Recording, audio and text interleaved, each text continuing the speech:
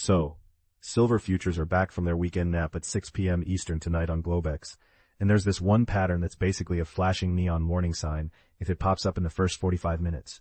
The last 3 times this exact pattern showed up on a Sunday night during this pesky margin hype cycle, silver fell between 6 and 9% by Monday's close.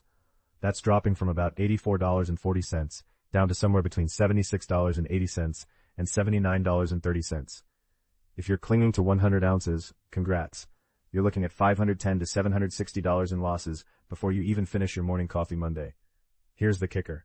You need to instantly spot this pattern, know why it mechanically happens, and act without thinking, what's that noise?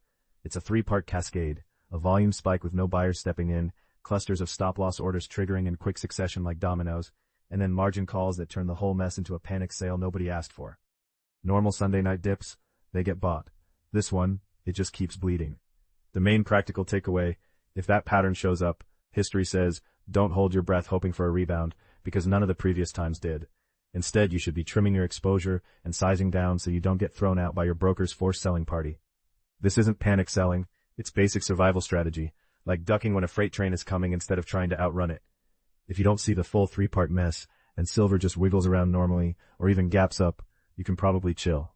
But if you're the type who owns physical silver, none of this paper market chaos forces you to drop metal you've got in your hands.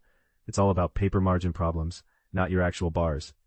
At the end of the day, being ready isn't being pessimistic, it's just knowing the difference between a bumpy ride and a full-on nosedive.